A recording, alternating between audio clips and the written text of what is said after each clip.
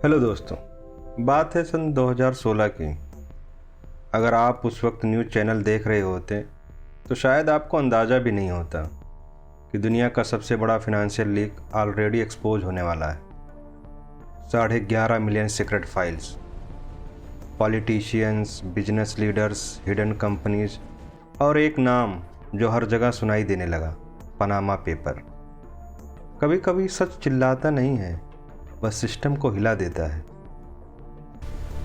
Welcome back to true era.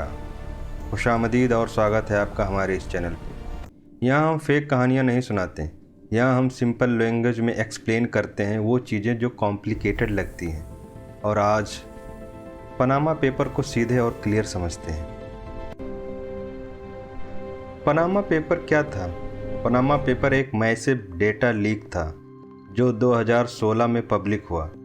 ये document Panama की law firm Mossack Fonseca से related था। ये फर्म ऑफशोर कंपनीज रजिस्टर कराने में मदद करती थी, जो एक लीगल फाइनेंशियल सर्विस है, जब तक उसका मिसयूज ना हुआ। Total data 11.5 million documents, 2,14,000 plus offshore entities और 1970 से लेकर 2015 तक का रिकॉर्ड। पनामा पेपर लीक कैसे हुआ? एक एनोनिमस सोर्स ने जर्मन न्यूज़पेपर सुडेजो जाइटुंग को इनक्रिप्टेड डेटा दिया। बाद में ये इन्वेस्टिगेशन कोऑर्डिनेट हुई international consortium of investigation journalist के थ्रू, जिसमें 370 से ज़्यादा जर्नलिस्ट, 80 से ज़्यादा कंट्रीज़ एक साल तक डेटा वेरीफाई करते रहे और अप्रैल 2016 में रिपोर्ट पब्लिश की। पनामा पेपर लीक होने के बाद ग्लोबल इम्पैक्ट हुआ। आइलैंड के प्राइम मिनिस्टर ने रेजिग्नेशन दे दिया। पब्लिक प्रोटेस्ट के बाद कई कंट्रीज़ में ऑफिशियल इन्वेस्टिगेशन शुरू हुई। मोसाक फोंसेका ने 2018 में ऑपरेशन बंद कर दिया। यूरोपियन यूनियन और बहुत सारी कंट्रीज़ ने टैक्स ट्रांसपेरेंसी रूल्स को और स्ट्रिक्ट कर दिया। इस लीक ने फिनेंशियल सिक्रेसी पर ग्लोबल कन्वर्सेशन को एक्सीलरेट किया। सोर्स कौन था? सोर्स ने अपनी आइडेंटिटी पब्लिक नहीं की। मीडिया रिपोर्ट्स में उसने जॉन डोए का नाम यूज़ किया। उसने कहा था कि उसका मोटिव करप्शन को एक्सपोज करना था, लेकिन ऑफिशियल आइडेंटिटी आज तक कंफर्म ना हुई। Why it is matter today?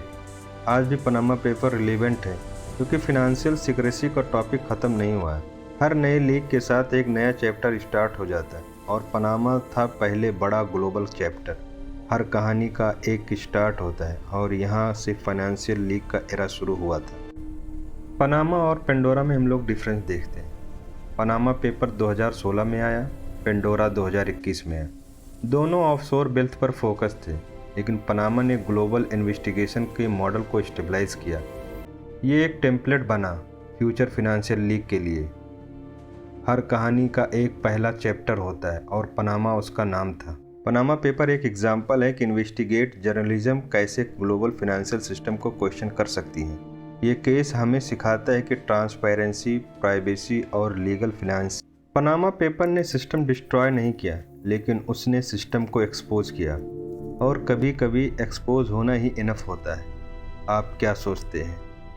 क्या ऑफशोर सिक्रेसी लीगल रहनी चाहिए या ट्रांसपेरेंसी ज़्यादा इम्पॉर्टेंट है? कमेंट में बताओ। अगर वीडियो इन्फॉर्मेटिव लगी हो तो लाइक करें, शेयर करें और सब्सक्राइब ज़रूर करें।